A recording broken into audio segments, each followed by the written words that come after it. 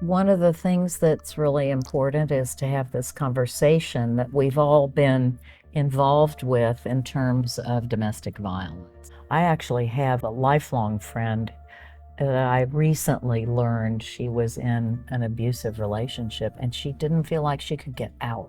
Right. She was trapped. There's so much to it. That's a good point, Mayor. It affects the children, affects the relatives, affects their ability to stay in a job, it affects all their relationships. I can see people kind of closing in and not reaching out to friends anymore. It affects everything. And that's why it's a community problem. Kids are afraid to go home, or kids don't want to go home because there's domestic violence. What happens to them? Do they end up out on the street? And then if they grow up seeing that, how does that affect their future? How does that affect their grades in school? What's going to become of them? And that's a community problem. Historically, police haven't responded well to domestic violence incidents. So now we look at it like we should have been looking at it before. We have to practice prevention, intervention, education, and then reentry. We have to be available as a city to show people that there are resources out there. There are ways that they can get back on their feet and not have to be in an abusive relationship. It's hard for us to solve problems unless we know exactly what those problems are. That's true. It goes back to your idea about engaging the community, right? We can't just do it from our levels. We have to get folks inside these different communities involved. What are the specific problems happening in these communities? We have to be aware too that some cultures have a very strong distrust for law enforcement. We actually send our officers out to talk to these groups to let them know that we're here to help.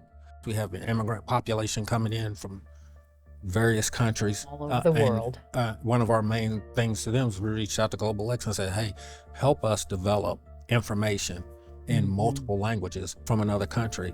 It's about building that trust. Yes, sir. And it's not fast and it's not easy, but it's absolutely necessary. As a first-generation immigrant myself, I think a lot about accessibility, especially when it comes to language access, right? So no matter what great programs we may have, we want to make sure that people from all different cultural backgrounds can access it. No matter how great our resources are, if people don't trust to come to us for these resources, then it doesn't even matter. We're at a point where we've got to step up our game even more with the community. Yeah.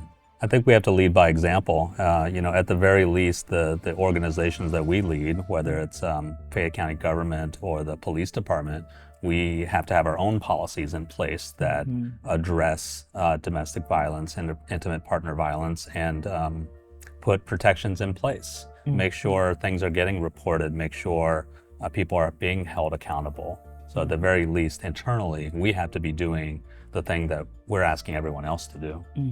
As you said, Mayor, it's a complicated issue, but if we don't tackle it with nuance and thoughtfulness, we can't reach all of our folks who live here in Lexington.